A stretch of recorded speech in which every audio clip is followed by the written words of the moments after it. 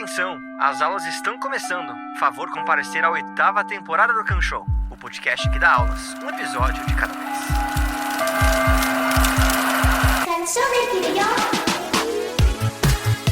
Hoje vamos continuar a nossa temporada sobre Monogatari, especificamente o primeiro arco contendo Bakemono, Kizumono, Nisemono e Nekomonogatari. E além disso, é claro, estamos acompanhados por nossas convidadas especiais, Ana Lu e Tibi Martins. E aí, pessoal, eu tenho a experiência do Araragi de pegar fogo e eu sei o quanto isso não é divertido. Putz! Sem mais comentários. Pode seguir a sinopse. Pesou o clima.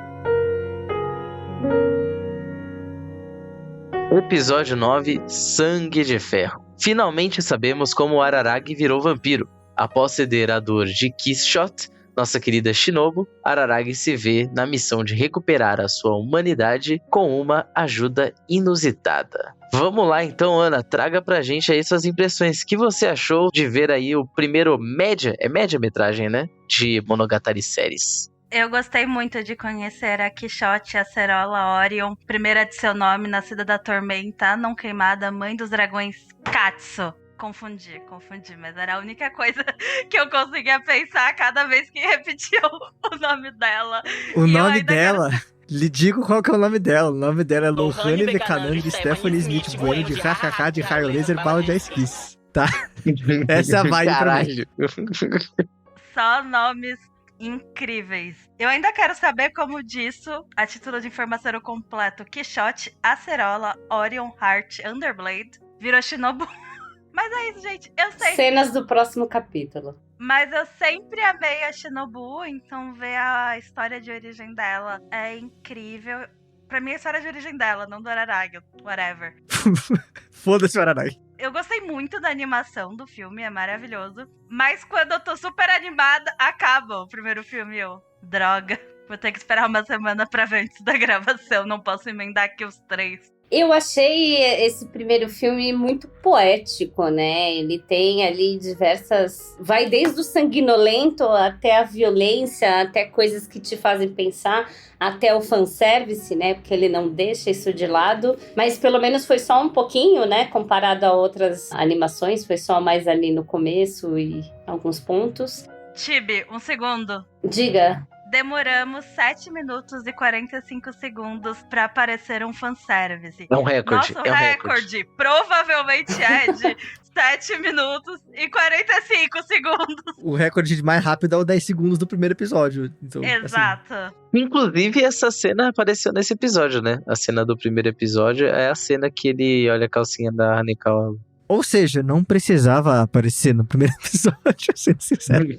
Porra! Desculpa. Eu achei que foram férias interessantes do Araragi, pra variar dias apagados que ele não lembra nada. Mas o jeito que ele conhece a Shinobu já fala um pouco, né, sobre essa índole dele, porque ele praticamente estava indo embora, ia deixar ela lá sofrendo de lado, mas ele volta disposto a morrer, dá a vida dele por uma estranha vampira. Então você fica pensando o que passa na cabeça do Araragi. E aí quando a gente lembra de todos os episódios anteriores, né? Você fala, pô, desde o começo ele já estava ali disposto a morrer por outra pessoa. Mas dos outros casos são pessoas que ele conhece, né? Dessa vez é uma estranha. Então você fala, cara, esse síndrome de herói do Araragi é muito antes do que a gente imagina. Eu tenho um palpite sobre isso, que é... A gente discutiu uns episódios atrás, um negócio que o Oshino apontou, que é a anomalia, ela não é somente anomalia, né? Tipo, o Hitagi Crab não é o caranguejo em si, mas é a materialização, digamos assim, dos problemas que aquela pessoa tá passando. Da mesma forma, a gente começa o episódio com o Araragi falando que ele acha que ele tem um problema de egoísmo muito grande e que ele não se sente capaz de ajudar as pessoas, que ele não consegue se doar nesse sentido, tipo, que ele é um baita de um egoísta. E aí, ao momento que ele vai ajudar a Shinobu, na verdade ele é cheio de conflitos, né? Ele quase desiste, chora, entra em pânico, tem o ciricutico, até que ele vai lá e decide dar o sangue pra ela. Quem sabe, na verdade, a gente veja que o problema do Araragi, que todo mundo tem um problema que se reflete na sua anomalia. Talvez do Araragi seja esse egoísmo, que é compensado a partir do momento que ele vira vampiro com esse altruísmo sem limites dele, né? O que antes era acho que talvez nem pudesse ser egoísmo, mas talvez uma covardia da parte dele, vira um altruísmo completamente inconsequente. E digo mais, é uma coisa que ele questiona a própria humanidade, que ele tá conversando com a Hanekawa pela primeira vez, ele fala que ter amigos e ser vulnerável de certa forma é uma fraqueza, né? Ele rejeita essa humanidade nesse quesito. E olha só que curioso, ele vai precisar de ajuda das pessoas e da proximidade das pessoas para se salvar, para resolver a sua questão. E aí vira meio que uma busca por uma própria humanidade e ele só dá conta disso quando ele perde ela. E é aquele momento de que ele perdeu a sua sombra, talvez, e agora tem que buscá-la de volta. E é o que eu comentei, acho que no penúltimo episódio. As pessoas ao redor do Araragi tratam ele como um humano. Mas quando ele se refere a si mesmo, ele ainda se refere como parcialmente vampiro, parcialmente uma anomalidade. Ele é incapaz de enxergar a humanidade nele mesmo. E a gente conseguindo finalmente voltar ao início da história dele, antes da primeira aparição cronológica do Tsubasa Cat e tudo mais, me levanta muito então, tipo... Será que a gente ainda não sabe nada dos pais do Araragi? Eu sei que quando aparecer vai ser algo super sem graça, provavelmente. Porque muita expectativa às vezes cai em lugar nenhum. Mas é aquilo de talvez as irmãs, que antes eles tinham cuidado com as irmãs. Mas as irmãs agora já são adolescentes, são independentes. São as irmãs de fogo. A Karen é maior do que ele, literalmente. Então pode ser que ele não tenha propósito, porque ele não tá olhando pro futuro. Como eu disse, ele nem sabe nem se vai terminar a escola. As irmãs não precisam mais dele. Então qual o propósito dele na vida? E ele não quer ser vulnerável. Por que será que ele não quer ser vulnerável? Porque ele já experiencia a perca das irmãs e tipo, eu não quero mais perder ninguém. Qual será essa origem desse egoísmo, desse medo de vulnerabilidade ou dessa covardia dele? Mas eu quero fazer outro comentário da outra direção. Que sim, tem toda essa questão do Araragi ajudar a Shinobu, porque ele tem essa questão de se doar mais, doar até a morte pra qualquer um, a gente viu. Mas a gente não pode ignorar um fator muito importante. Era uma mulher gostosa e o Araragi é um adolescente safado voltando do pornô. Ele devia ter... Parte dele devia estar pensando que ele tava sonhando, gente. Ele enfiou a cara nos peitos dela. Primeira oportunidade. Exato. Ele aproveitou que ela tava sem braço pra bater na cara dele, entendeu?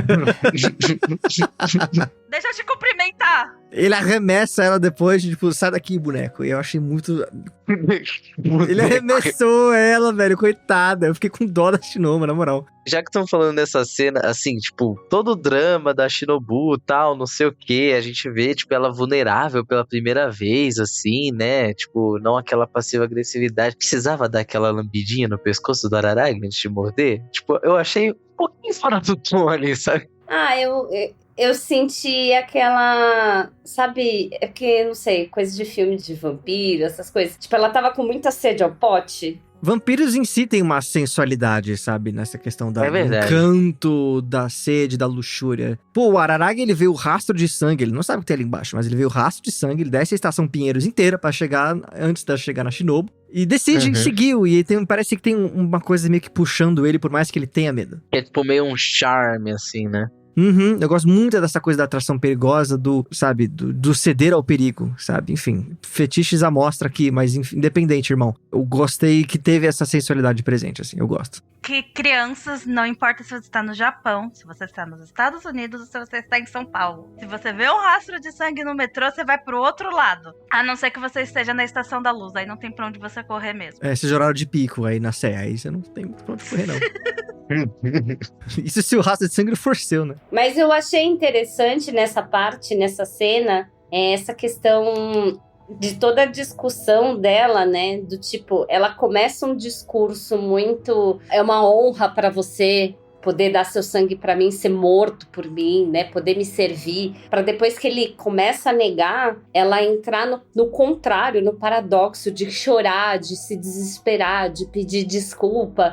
É muito aquela coisa assim, eu tentei vir na soberba pra cima de você, não funcionou. Então agora, né, eu vou ver se eu consigo Apelar emocionalmente. apelar emocionalmente pra você ceder aquilo. Se fez efeito, a gente não sabe, porque ele já estava em conflito, né? Mas no final deu certo.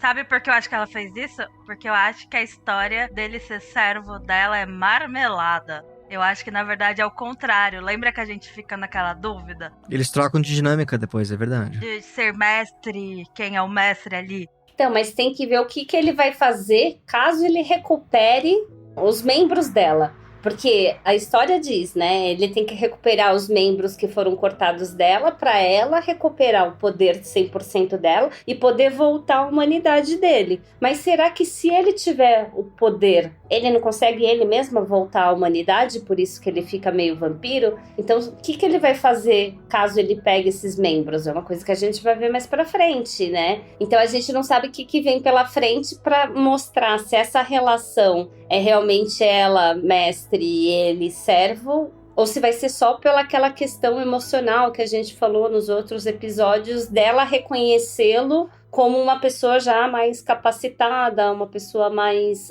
evoluída para enfrentar as esquisitices. E aí, quando ela inverte aquele papel que o meme tinha no começo, que ela vira, digamos assim, a anciã, né, a mentora dele. Temos duas certezas em relação a isso. Uma é a versão da Shinobu que a gente vê nos filmes após o Araragi salvar é um pouco mais jovem do que a que a gente vê quando Bakemonogatari começa. Então, ela envelhece um pouco, mas não ao seu total dispor. Talvez o Araragi deu um braço e uma perna pra ela e ficou com o resto. A segunda coisa é, todos ficarão infelizes no final. Nenhuma das pessoas vai conseguir 100% o que quer. O Araragi não vai recuperar 100% da humanidade. A Kiss, Shot, Acerola, Orion, Harsh Underblade não vai recuperar os seus poderes 100%. O Oshino, por algum motivo, vai ficar por ali pra ficar de olho na situação durante um tempo. Acho que não era o ideal de vida dele, mas eu não sei se ele tem vida fora disso. Inclusive, eu acho que vai muito por esse lado da incerteza, porque o Oshino joga um verde muito forte. E aí, Araragi, você tá de qual lado? Um lado você tava humano, no outro dia você tá na singularidade, e nada impede, como a gente já teve essa incerteza nos outros episódios, do Araragi permanecer no meio disso tudo. Numa tentativa fútil, talvez, de tentar recuperar a humanidade dele, ele ficou preso num limbo, em que ele ainda tem os poderes de vampiro, por isso que ele consegue ter essa troca com a Shinobu, quando ele, mesmo que ele seja humano de novo, talvez, entre aspas. E pode ser uma alternativa muito plausível, viu, Ana? E desse caminho de, tipo, ele fica com pouco, a Shinobu fica com outro, que ela não cresce totalmente, de fato. Então, ele é uma terceira coisa. O Araragi é a terceira via. Mas o que eu ia apontar é justamente isso. Tem um momento que o Oshino, ele coloca: eu tô aqui pra fazer pontes. Eu senti bastante que ao longo do Monogatari inteiro, assim, a gente não resolve as coisas somente apagando, né, a anomalia. Nenhum dos problemas foi eliminado, digamos assim. Tipo, as anomalias não deixaram de existir. As pessoas mudaram um pouco em relação ao que elas eram antes, aprenderam a conviver com aquilo, e agora elas estão numa próxima etapa da vida com outras características, com outras qualidades, digamos assim. E eu acho que o Oshino, ele... Lembra que a gente foi apresentado ao trio, né, dos exorcistas lá? Uma tinha um jeito muito positivo no sentido de impor de o que está posto, de resolver a situação. O outro no sentido negativo, de negar.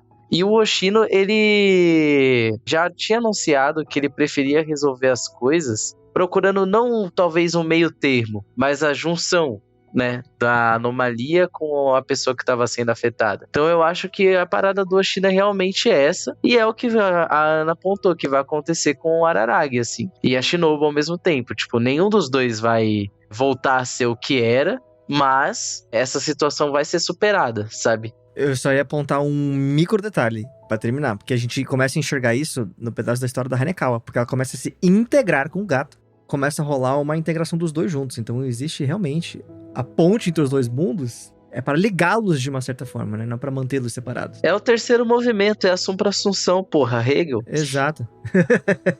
O que eu ia falar, baseado em conhecimentos gerais, não uma linha específica, isso me lembra muito alguns movimentos da psicologia, porque a gente tem um momento em que a psicologia, ela quer esconder as coisas. Então, se você é autista, a psicologia vai tentar mascarar isso, vai tentar te tornar mais social. Não tanto preocupado com você, mas preocupando com as aparências. Pessoas com questões de personalidade, transtornos de humor, vamos juntar tudo. Você tem que ser uma pessoa, apresentar uma frente. E notaram que colocar máscaras pra sociedade não ajuda, gente. E aí as linhas mais humanizadas que foram surgindo buscam isso, pra você aceitar sua individualidade, sua singularidade e entender como viver com aquilo fazendo bem pra você. Aí, em consequência disso, você tem uma convivência melhor pra sociedade. Mas se a sociedade gosta ou não que você é não verbal, ou que você tem um tique que te ajuda a acalmar, não é o ponto. O ponto é você ter uma vida saudável. Então, nessas coisas, dá pra gente fazer esse paralelo de que aceitar a singularidade é aceitar as coisas que te fazem diferente. E doenças mentais durante muito tempo é ruim. Mas quando você não pode se livrar delas, você só pode aprender a convivê-las com elas. Mas eu fico na dúvida nessa questão de... Aliás, não fico na dúvida, é só interessante. Porque realmente, a Hanekawa tá se integrando com o gato. O Araragi é literalmente uma ponte. O Oshino fabricou a sua ponte em forma de adolescente com tesão.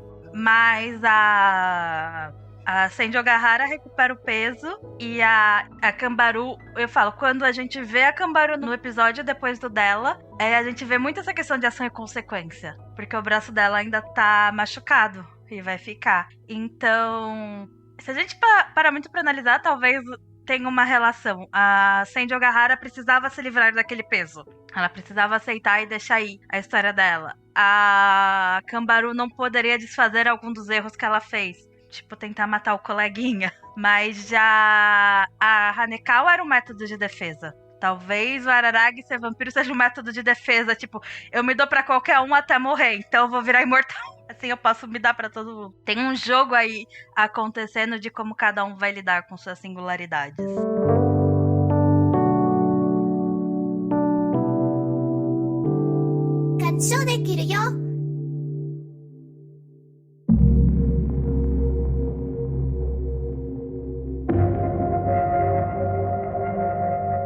Queria fazer uma observação só, aproveitando então aí, que após essa cena do encontro do Araragi com a Shinobu, ele, lá mais pro final da cena, fala: eu irei renascer como alguém que não é egoísta. E aí ele, quando começa a subir as escadas pra sair do lugar onde ele tava, que volta pra cena do primeiro episódio, você percebe que é uma cena que é uma cena de renascimento mesmo, né, do Araragi. Tipo, é realmente o Araragi renascendo, só que aí o que eu achei fenomenal da linguagem visual empregada foi quando ele abre as portas pro novo mundo onde ele renasceu, tem um mar de corvos, porque ele renasceu pra morte, tá ligado? Tipo, ele renasceu morto. Eu achei isso uma sacada muito foda, assim. E aí vem toda a cena que eu achei espetacular, assim, tipo, realmente um banho de animação. Foi o que me fez esquecer que eu tava vendo Monogatari, assim, tipo, até vi os peitos da Hanekawa na... Independente, esse filme tá muito bem animado, caralho. Tá. É lindo. Só fazendo um complemento do que você tá falando, Fê, ele acordou pra morte e ele foi renovado pelo fogo. Caralho, pode crer. A não queimada, The Unburn, porra. Porra, é verdade. Não, e a cena da Shinobu resgatando ele me lembrou muito. O Nathan vai lembrar, talvez. Não sei se alguém mais aí viu a animação, o anime Metrópolis. É um anime longa-metragem que foi feito em homenagem ao filme de 1930 e pouco. O mangá é o mangá do Tezuka de 48, eu acho. E aí fizeram um filme. Temos aqui Kantok sobre isso, hein? Temos episódios sobre isso. Isso, perfeito. Temos Kantalk sobre isso. Aí a cena final do Metrópolis, com tudo pegando fogo e a, tipo, menininha deixando de existir, me pareceu uma referência muito direta, assim, sabe, de animação. Sabe quando o animador quer fazer uma referenciazinha ao anime clássico? Tava bem parecido. E são duas pessoas cuja humanidade é discutível, né? Tanto a menina robô quanto a Shinobu, que tem um lugar diferente fazem uma interface, né, entre a humanidade e uma coisa além. E a pergunta que não quer calar, e a casa que o Araragi tá morando nesse filme? What the fuck, mano? É isso que eu ia falar, é totalmente diferente, né? Não sei se é algum erro de... Eu acho que eles só deram uma estilizada diferente. Ainda assim, me deu um pouco a sensação que a casa de exposição de arte moderna que ele morava, né? Mas não sei. Eu gostei que tem... Como ele se passa tudo antes, eu gostei que tem um ar de, tipo, olha como as coisas eram. Até a escola que tava mais inteira, sabe? Porque a escola, quando eles vão ver o Oshino várias vezes, tá toda fodida. E a escola tá praticamente nova, só abandonada, só não usada. Tipo... Tá com todos os andares bonitinhos, as cadeiras no lugar. E alguma coisa vai acontecer nos próximos 2 filmes. Que essa escola vai pro caralho. Gente, eles têm que lutar contra os 3 caras lá. Então... Gente, o que vocês queriam ser quando crescer? Eu queria ser uma exorcista que consegue carregar uma... Um crucifixo gigante. que deve pesar 10 vezes o meu tamanho. Muito bom. Referência a Trigun, pra mim, pelo menos, né? Porque tem o Nicholas do Trigun, que a arma dele é um crucifixo gigante. Tem o formato de um crucifixo eu tava gigante. tentando lembrar da onde que eu tinha visto um crucifixo. É bem aí, né? Gigante, desse jeito. Só uma coisa que o Fê falou sobre os corvos, eu dei uma pesquisada. No Japão, os corvos também falam sobre sabedoria e intervenção divina. É uma coisa mais ocidental falar sobre a morte, mas ainda é válida, que não é como se os animes fossem criados em um vácuo, que só existe o Oriente, mas também tem mitos associados a Amaterasu, uma história de um corvo de 3 pernas. Muitas coisas lembrando Game of Thrones hoje. Posso fazer uma indagação? Eu preciso muito saber. Eu preciso dessa resposta, gente. Manda. Araragi está conversando com a Hanekawa. E tem um acidente de trânsito. O carro capota de graça. Tipo, tem um efeito sonoro do carro batendo ao fundo e o Araragi passa e tal, assim, o carro capotado e ele não faz nada, ninguém chama ambulância, eles não olham, não acontece nada. Porque ele é um egoísta, filho da puta, entendeu? E aí ele vai aprender a lição de moral. Porra, mas recusar assistência é crime. É porque tinha 2 homens no carro, não tinha nenhuma peituda no carro. Se tivesse... Ele teria corrido porque o carro capotou e a saia, porque as mulheres só usam saia, daria pra ver a calcinha. Ai, gente, eu fui atrás. O Oshino pede 2 milhões de ienes pro Araragi. Sim. Na cotação da época, isso era aproximadamente 70 mil reais. Porra, Oshino, Ele melhor agiota, eu ia continuar sendo vampira. Não, o pior é que é a mesma quantidade que eles falam no primeiro episódio de Bakemono e ele fala pra Shinji Ogahara, 100k tá bom, 100k limpo tá bom.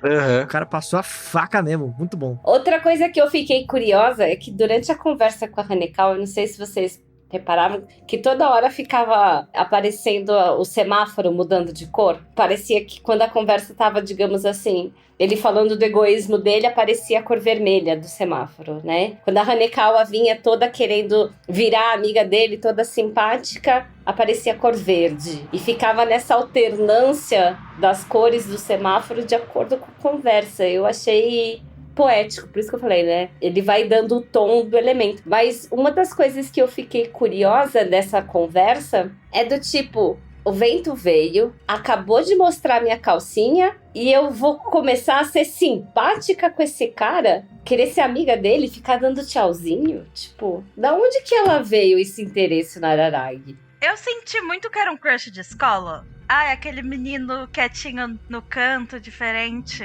E eu sou a líder da sala. Eu senti muito uma vibe assim, juvenil. Mas eu ia falar justamente sobre isso, Hanekawa. Amor da minha vida. Eu acho que ela é a minha favorita, junto com a Shinobu. E como agora que a gente tem, desde o momento que eles se conhecem até toda a história do Tsubasa, é muito aquela coisa, um é o primeiro amor do outro, mas aquele primeiro amor que não é pra ser, sabe? Porque foi isso.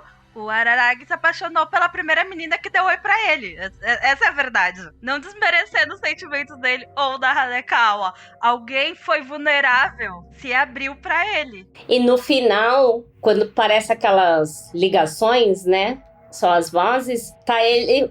Mostra como se é ele conversando com ela. E ele fala, se eu não tiver como te ver novamente, não tem sentido eu voltar a ser humano. Isso foi geralmente muito fofo. Eles me emocionam, porque ao mesmo tempo que eu torço pelo Araragi e a Senju Ogahara, toda vez que eu vejo a história do Araragi e da Hanekao, eu fico, nossa, é aquelas coisas, o meu maior IC. Eu vejo como se fosse assim, esse primeiro crush, sabe? Mas uma paixão mais platônica. Tanto que a gente tem, né, ele naquela conversa com a irmã, com a dúvida se ele tá apaixonado por ela ou se só é tesão. Parecia muito tesão nesse episódio. Porque ele foi comprar uma Playboy, ele quebrou a parede da Saraiva indo atrás da Playboy, na moral. Sim, o maníaco da FENAC. Inclusive, quando corta a cena, que ele, tipo...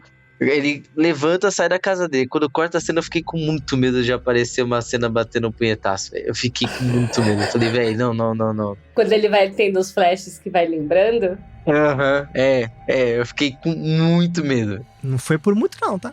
Eu lembrei de outro exemplo dessa questão de ser a terceira via entre o humano e a singularidade, que é a Meio. Ela tá entre planos. A Meio, ela foi uma singularidade e decidiu ficar como fantasma. O Rui, ela tá feliz. Porque o Araragi não pode. Agora Ela foi promovida. A gente tá defendendo o Araragi ficar em negação vampírica pra sempre. Se é isso que faz ele feliz. Olha que ponto chegamos. Natão, o que você tá pensando? Pergunta genuína. Será que no final das contas, todas as pessoas que a gente estava acompanhando durante o Bakemono e tal, não foi sobre encontrar o meio termo para todo mundo? Sim. A Cambaru, por exemplo, continuou com o braço. Ela esteve lidando com isso, esse poder da maldição. A Mayoi ficou presa entre planos, né? Do plano terreno e do plano espiritual, digamos. A Senju Ogahara não se livrou totalmente dos seus traumas, não pegou eles totalmente, mas também aprendeu a compartilhar. Ela achou um caminho de não totalmente independência, mas também não de dependência emocional. Ela, enfim, começou a gostar do Araragi, então teve um momento de aprendizado, uma curva para um outro sentido. Quem mais a gente passou? A Nadeko da Cobra. A terceiro caminho é que não se resolve o problema, se livra dele, mas... Não se resolve, fica meio pendente, mas também não volta a ter aqueles sentimentos de ciúme do Araragi. Ah, porra, o da... E ela não tem a culpa mais de ter rejeitado o menino, né? A Tsukiri da Fênix, o mote final de todo aquele episódio é que ela seguir um próprio caminho é uma autenticidade de ser. Então, apesar de se reinventar através da Fênix ou quererem matar ela achou uma coisa que ressignifica tudo isso. Então, acho que talvez, no final das contas, a gente tá achando uma terceira via pra todo mundo. Não, o que eu quis dizer com, tipo, nada foi solucionado, tá ligado? Cada um carrega dentro de si algum resquício. É o que fala no começo do filme, e vocês vão rir, mas é verdade, é a terceira vez que eu repito. Todos ficarão infelizes. O que vai ser o sobreviver e seguir em frente do Araragi? Vai ser se colocar como a ponte para ele poder ajudar as pessoas e então ser essa figura mentora que o Oshino foi pra ela? Eu acabei de pensar isso, acho que isso tem muito sentido. Ele ser o meio do caminho, porque eu acho que na verdade é isso. Não é sobre ser a terceira via, não é sobre ser o meio do caminho, é sobre construir pontes. Mas eu não sei se tem a impressão certa, né? Ele é o instrumento pro caminho. Mediador, né? Exatamente, porque quem toma o caminho são as próprias pessoas. Ele acaba sendo um instrumento, porque ele sempre vai, digamos assim, pro óbvio, pro mais objetivo, para aquilo que, tipo, todo mundo acha que vai ser aquela solução mais fácil, mais óbvia. E aí a própria pessoa, por conta do Araragi, acha uma outra solução. Então ele acaba sendo um instrumento, a ferramenta, né? Não ele é a causa. Gente, olha o papel do Oshino. O Oshino é quem ensina ele a ser essa pessoa. E no momento que ele aprende, ele vai embora. E o Araragi toma aí a capacidade de ser realmente a pessoa mediadora dos conflitos das pessoas à volta dele, que facilita, né, as pessoas a compreenderem seus problemas. Óbvio que a Shinobu permanece pra fazer uma certa mentoria e tal, mas no final das contas as pessoas contam com o Araragi. Resumindo, o Araragi deveria fazer psicologia na mesma faculdade que o Oshino conheceu lá os dois doidinhos e fundou o clube do Supernatural. Eu tenho uma pergunta. Gente, o Araragi corre ali a transformação dele e aparece um timer na tela de, sei lá, 157 mil horas, alguma coisa assim. Isso corresponde a quase 18 anos, que é a idade dele. Mas aí eu também não sei se representa a idade dele, porque pode ser alguma coincidência. Ou pode ser uma idade aparente que a Shinobu perdeu, eu não sei. Eu não sei porque que eles colocam esse timer. Diga, Felipe. Mas o timer tá rodando ou tá parado? Tá rodando e tá contando pra cima, tá passando o tempo. Ah, tá. Porque se fosse, tipo, parado, podia significar, tipo, o timer dele literalmente parou ali, sabe? Que Justo. virou vampiro e tal. Só que lembrar que a Ana, né, aponta pra gente. Só quem se chama de vampiro é o Araragi. Então, tipo... A vida dele continua, exato. Eu só tenho um último comentário muito aleatório, mas que é muito importante. Primeiro, é que é falado, a Hanekawa fala que tem uma vampira sem sombra. Então nós entendemos que vampiros não têm sombra. E por isso o Araragi podemos concluir ou não, que o Araragi é o menino que perdeu a sombra. Porque nessa hora mostra bem a sombra da Hanekawa e do Araragi. Então ele tem uma sombra naquele ponto. E o outro é um comentário muito... quando a Hanekawa tá perguntando se o Araragi acredita em vampiros, ótimo flerte, vou levar pra vida. Mas ela começa, não, porque tem uma vampira de olhos gélidos, cabelos ofuscantes, pele brilhante. Menina, você tá tentando avisar o Araragi pra tomar cuidado ou pra ir atrás mesmo, né? Ué, é Porque que nem depois de o toda Avidol na parte 3 falando sobre o Jill e tipo, não, eu encontrei um homem muito gostoso lá no Egito. E você ficar tipo, mas Avidol, ele é o vilão. Ah, é verdade, desculpa, ele é muito perigoso também, tá? Perigosamente gato. Eu quero que alguém me descreva como a Hanekawa descreve a Shinobu. É assim que se elogia uma mulher. Não é? Caralho. Não, é pior que assim, ela ouviu um rumor. Significa que tem alguém bisbilhotando pela cidade que viu o que tava acontecendo, que tava cheio de tesão também. Que foi, caralho, é compreensível também. Não Sabe o pior? Sabe de quem ela deve ter ouvido? Das Irmãs de Fogo, aquelas safadas que ficam buscando pra resolver as coisas. Mas eu acho que nesse ponto ela não conhecia ainda, né, as Irmãs de Fogo. Ah, mas elas eram muito... Elas não estudam no mesmo colégio que enfim, ele, vai né? que ouve fofoca na internet. A gente descobriu que todo mundo ouve a mesma rádio.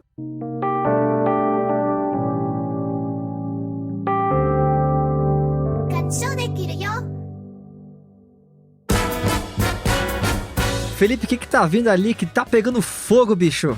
Não sei, Nathan, o que é? É o Kanshou do Bilhão! E não o corpo do Araragi. Bom, também, né? Mas enfim, a gente volta aqui pro nosso Kanshou do Bilhão no nono episódio, reta final da temporada. Estamos com 20 pontos para a Ana e 18 para a Tibia. A disputa, apesar de desempatada, continua acirrada porque as perguntas têm sido muito complicadas nos últimos episódios. Então vamos ver como que elas vão se sair. Hoje a gente começa então com a Tibia, que tá com menos pontos. Tibia, você vai poder escolher a questão fácil número 1 ou número 2, valendo 1 ponto.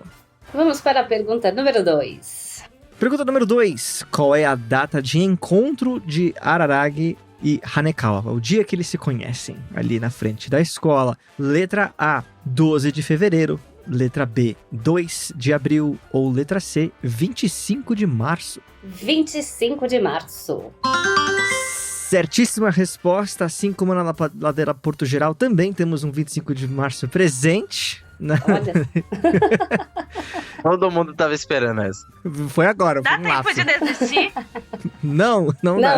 Episódio 9, vai desistir 2 antes, porra, é foda. Mas primeiro pontinho da noite garantido, vamos lá. Vamos lá, Ana. Valendo pontinho aí também. Pergunta fácil. Qual é o número da porta que Araragi abre no topo da escada? Alternativa A, 6.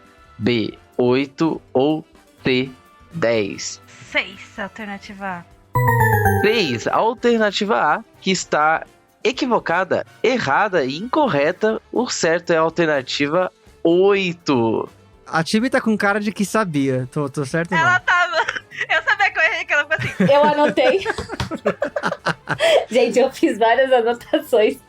Pontinho Eu falei, pra você. eles vão perguntar da porta, quer ver? Tá obcecada, velho.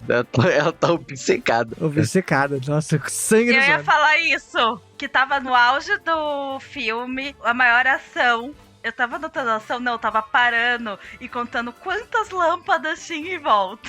Umas coisas maluco assim. Só que na primeira metade eu não consegui pegar nada. Eu só fui mais ali, tipo, depois do comecinho.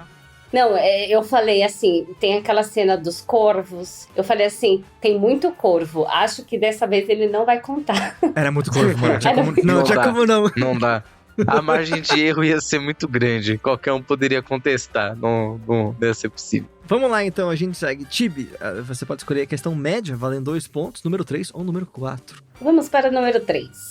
Número 3 diz o seguinte: qual é o final do número de telefone da Hanekawa? Letra A, 6255.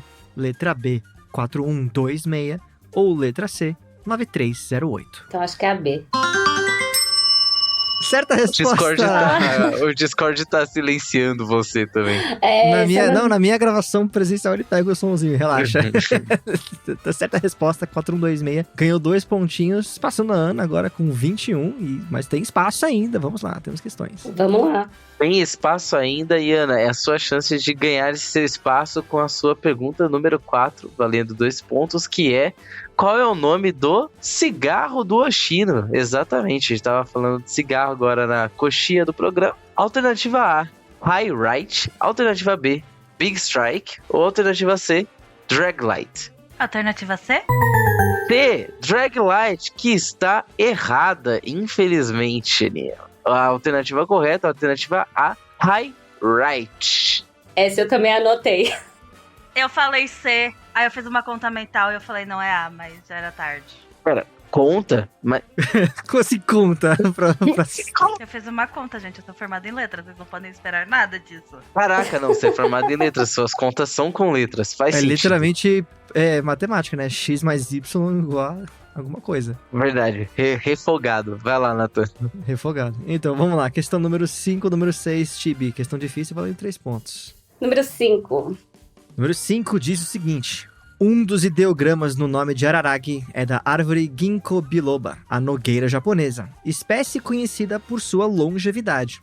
Qual é a idade da nogueira japonesa mais velha da qual se tem conhecimento? Letra A, 1400 anos. Letra B, 760 anos. Ou letra C, 1130 anos. Vou na opção A. 1400, caralho, Tibi, correta resposta. Caralho, Tibi gabaritou, mano. Porra, meus parabéns. 1400 anos, é uma nogueira japonesa que fica onde? Na China, né? Então, fica aí a questionamento sobre a etimologia da palavra da árvore, do nome da árvore, mas tudo bem. Ah, mas tem kanji, quer dizer, o kanji veio da China, né? Então. E vem de laranja do Rio, né? Pera do Rio em São Paulo, então. E 1400 anos é o suficiente pra eles terem roubado o kanji de volta, então assim. Exatamente. Ou o território. Aninha, você tá pronta aí pra sua última pergunta da noite? Claro! Então vamos lá, valendo 3 pontos. O código Morse é um sistema de representação de letras, algarismos e sinais de pontuação através de um sinal codificado e enviado de modo intermitente. O código Morse foi proficiência requisitada para exames de radioamadores até o ano D. Alternativa A, 1999. Alternativa B, 2003. Ou alternativa C, 2007. Eu tô surpresa que isso existe, parece uma pergunta. Proficiência de radioamador? Mas você é amador? Precisa de proficiência? Não, eu tô surpresa como vocês pesquisaram isso. Pô, era assim, precisa de uma pergunta que tenha no anime, mas não tenha nada a ver com nada. Então. Radioamador e pedir experiência é tipo, sei lá, o cara acabou de fazer jovem aprendiz, então pedindo 5 anos de experiência no trabalho. Não, é simplesmente procurar um estágio hoje. B, 2003. B, 2003! Correta resposta! Ganhou 3 pontinhos e olha só que nervoso, porque estamos com 24 pontos da Tibi e 23 da Ana. Caralho! Dá tempo de perder com ainda um pouco de orgulho. Dignidade, né?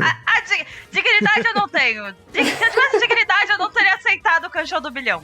Justo. Mas aí eu virei por um pontinho só porque eu consegui gabaritar. Porque se eu tivesse errado a última, a Ana continuava lá na vantagem. É isso aí. Então a gente vai ter mais uma edição do Canchão do Bilhão antes da nossa grande final, onde as surpresas maiores vêm aí.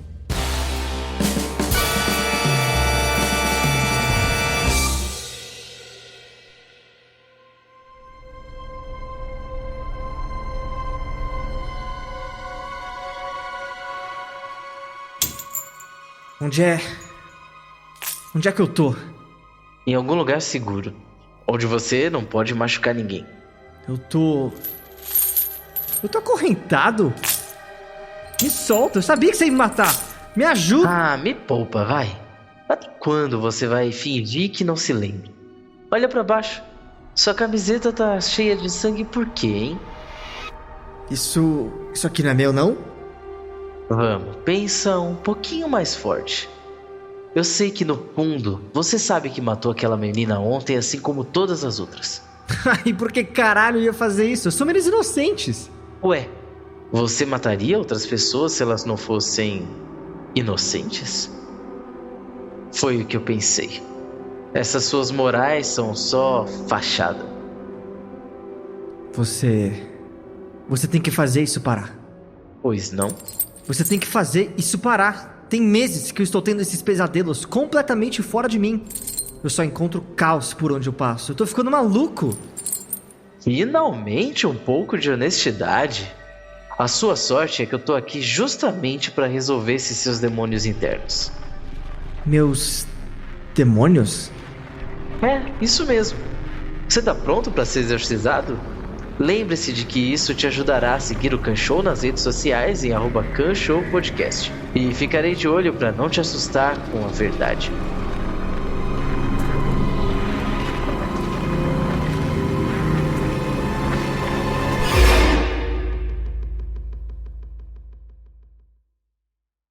Eu vou fazer pra vocês as perguntas do que eu anotei, porque essas anotações têm que servir de alguma coisa. Tá bom, manda aí, vai. Kanshou do Verão Reverso.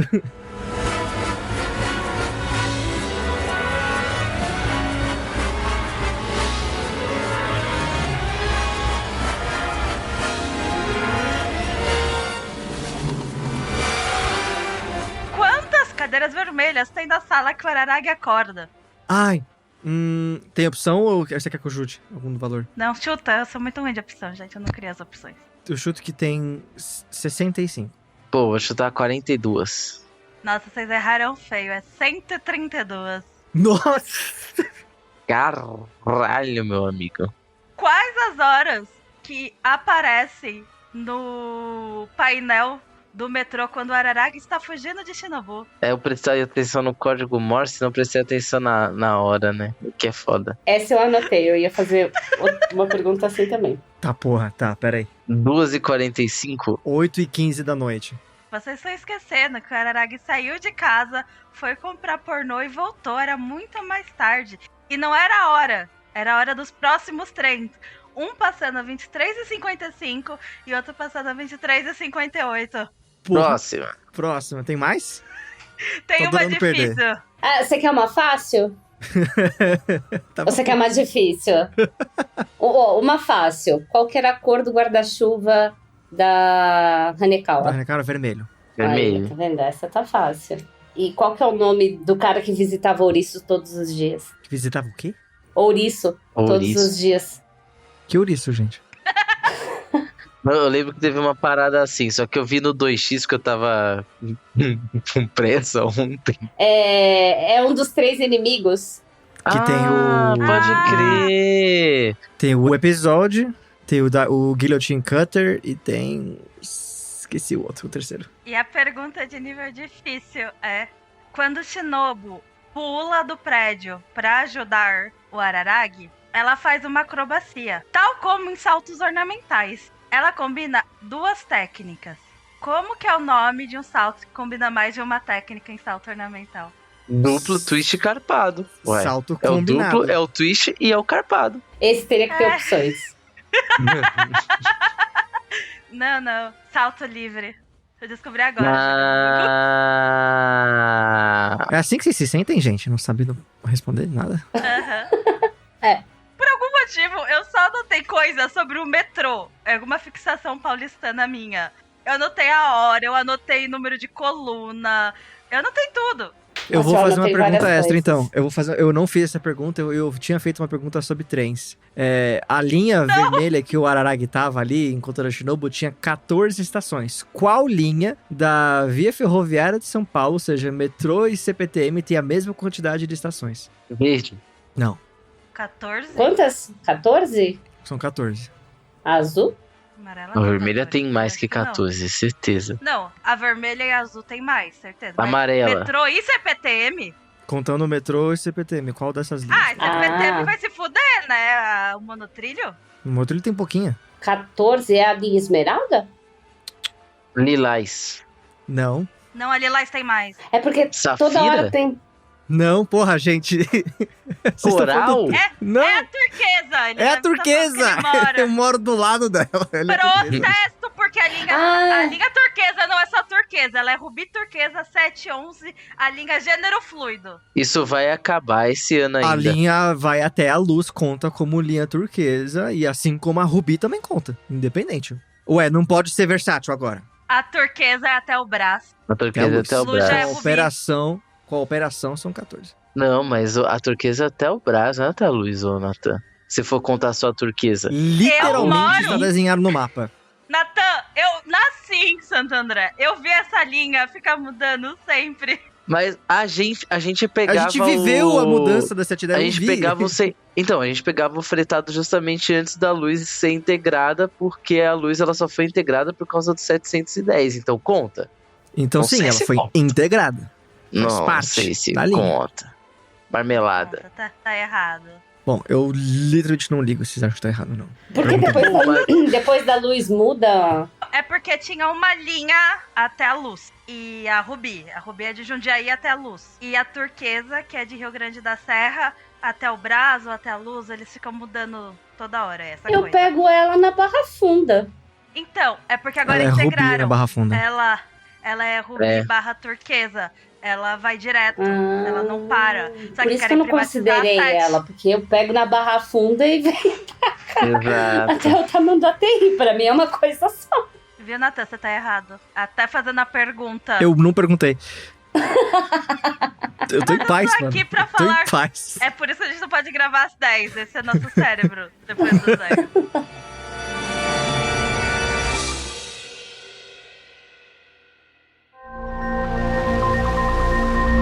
Este podcast foi editado por Nate Clayman.